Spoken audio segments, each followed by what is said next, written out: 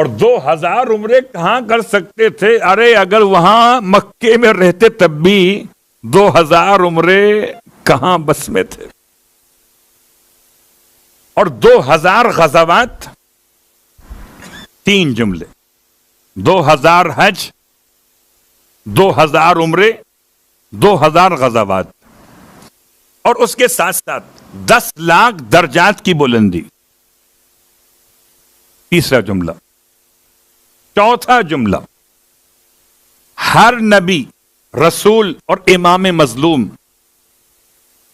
کی زیارت کو ان کی شہادت کے بعد سے جتنے لوگ اب تک آئے ہیں ان تمام کی زیارت کے برابر ثواب. یہ 4 جملے میں نے آپ کی خدمت میں پڑھے. 5واں جملہ، ہر عمرہ اور ہر حج اور ہر غزوہ عام نہیں، جو کسی زمانے میں محمد کے ساتھ کیا گیا. اول محمد ہو کہ اوسط محمد کے آخر محمد، صلوات پڑھے محمد و آل محمد.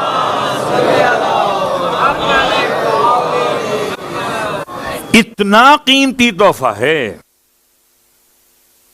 اللہ اکبر. 2000 حج کا، 2000 عمرے کا، 2000 غزوات، اور یہ سب کا ثواب، سب کا سب ثواب پیغمبر اور آل پیغمبر کے ساتھ کیے گئے حج اور عمرے کے عنوان سے ہے. کون سا تحفہ ہے؟ زیارت عاشورہ. 5ویں امام کا دیا ہوا تحفہ ہے حدیث قدسی. چلا خدا کی طرف سے ہے، بھیجا جبرائیل کے ذریعے گیا ہے، نازل اول محمد پر ہوا ہے، مگر زمانے کو اوسط محمد سے ملا ہے. اللہ اکبر. علقمہ ابن محمد الحضرمی یا صالح بن عقبہ، 2 الگ الگ واقعات میں 2 الگ الگ راوی ہیں اس زیارت کے، کہ امام نے اس زیارت کو تعلیم فرمایا. زیارت عاشورہ، زیارت امام حسین علیہ الصلوۃ والسلام کا ثواب. اس کے ساتھ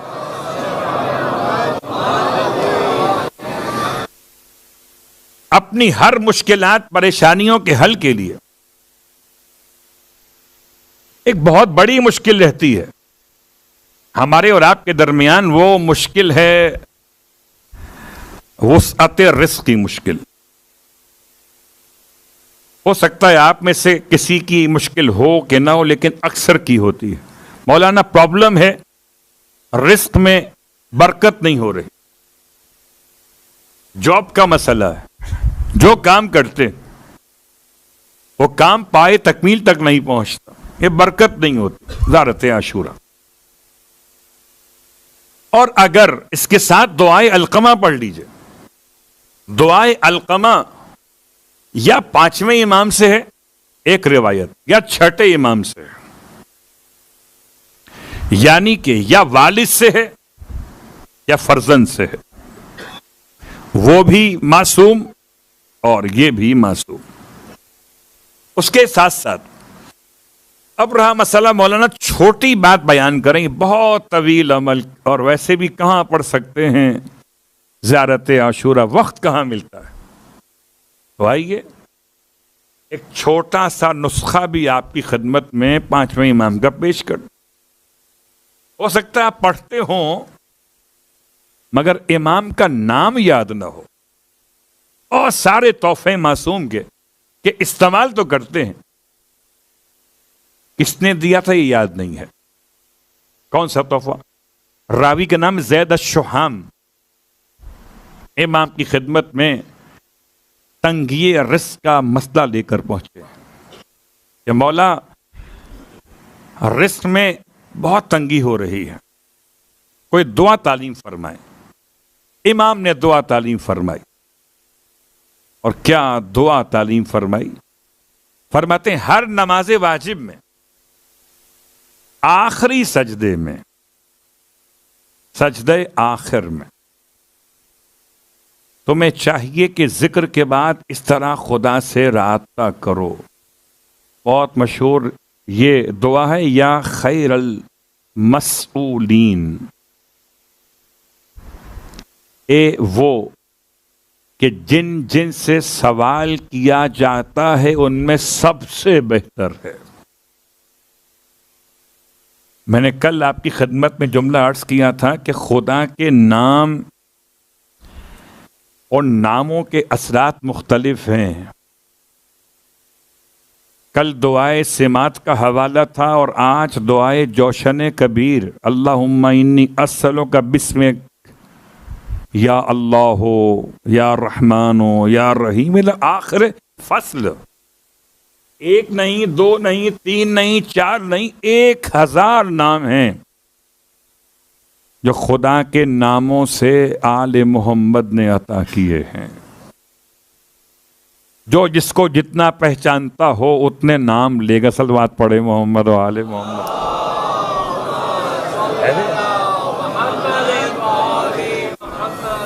تو جو خدا کو جتنا پہچانتا ہو، اور میں کہا کرتا ہوں ہمیشہ کہ جنہیں خدا ملا بغدادی قاعدے سے انہیں خدا کے 99 نام ملے، اور جنہیں خدا ملا نجفی قاعدے سے انہیں خدا کے 1000 نام ملے۔ اب مسئلہ آپ کے اختیار میں، بغدادی والا قبول کریں یا نجفی قبول کریں۔ 1000 ویسے سارے اچھے نام اللہ کے ہیں۔ ایما تدعو فلہ الاسماء الحسنی، جس نام سے چاہو اسے پکار لو، ہر اچھا نام اسی کے لیے ہے، اور اس نے اپنے ناموں سے آل محمد کے ناموں کو بنایا ہے۔ اب پہچانے کہ اس کے نام کیا ہیں، اور جب وہ اپنے نام سے کسی کا نام بنائے تو ان کا مقام کیا ہو۔ اپنے ناموں سے ان کے نام بنائے۔ یا خیر المسئولین، وہ کہ جن سے سوال کیا جاتا ہے ان میں سب سے بہترین۔ یا خیر المعطین، معطین، میم عین توئیں یہ نون، معطین، موتی۔ اب چونکہ اگر تلفظ میں غلطی ہو جائے تو بات کہیں اور پہنچ جاتی ہے۔ ایک دینا ہے اور ایک عطا کرنا ہے، یا عین اور توئیں کے ساتھ ہے، حمزہ اور تے کے ساتھ نہیں ہے۔ حمزہ اور تے والا اس کا مطلب ہے دینے والا، اور عین اور توئیں والا اس کا مطلب بخش دینے والا۔ اور جب کوئی بخش دے تو پھر ملکیت ہو جاتی ہے۔ یا خیر المعطین، وہ کہ جو عطا کرنے والوں میں سب سے بہتر عطا کرنے والا ہے۔ 2 جملے خدا کے نام کے آ گئے، ارزقنی ورزق عیالی من فضلک فإنک ذو الفضل العظیم۔ اے پروردگار مجھے رزق عطا فرما، اور میرے عیال کو بھی رزق عطا فرما۔ کبھی عیال نہ بھی ہوں تب بھی عیال پڑھنے میں کوئی حرج نہیں ہے، کہ ہو سکتا ہے عیال سے مراد اولاد ہو، خاندان ہو، قبیلہ ہو، اہل ایمان۔ صلوات پڑھیں محمد و آل محمد۔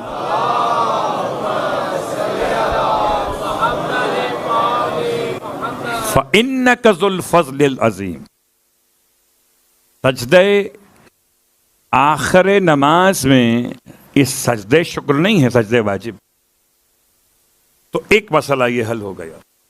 اب آئیے اس بات کو ذرا سا مربوط کرتے ہوئے، یہ کبھی کبھی ایسا ہو جاتا کہ انسان امام کی بارگاہ میں کوئی تکلیف، کچھ شکایت لے کر آتا ہے۔ اب رزق کا مسئلہ نہیں ہے، اب مسئلہ بیماری کا ہے، اور 5ویں امام کی بارگاہ سے جو عطا ہوا ہے، یہ 2 چیزیں آپ کی خدمت میں اور پیش کر دیتا ہوں، اور چونکہ یہ عام طور سے پڑھی نہیں جاتی، اور یقین اور اعتماد ہو تو پڑھیے، اور اگر آزمانا ہو تو کہیں اور پڑھیے۔ آل محمد کو آزمایا نہیں جاتا بلکہ آل محمد کو مانا جاتا ہے۔ آزمائش شرط کہیں اور ہے، ولایت شرط یہاں پر ہے۔ ورنہ سارا قرآن پڑھ لے انسان، چلیے جب قرآن پر بات آ گئی زبان پر تو ایک آیت پڑھ دوں اگر آپ کی اجازت ہو، پڑھ دوں؟ البات پڑھ لیں محمد و آل محمد۔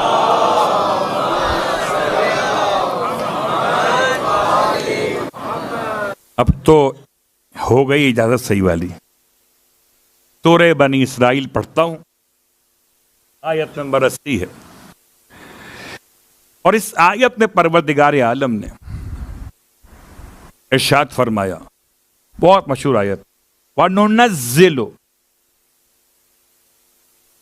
مِنَ الْقُرْآنِ مَا هُوَ شِفَاءٌ وَرَحْمَةٌ لِلْمُؤْمِنِينَ وَلَا يَزِيدُ الظَّالِمِينَ إِلَّا خَسَارًا۔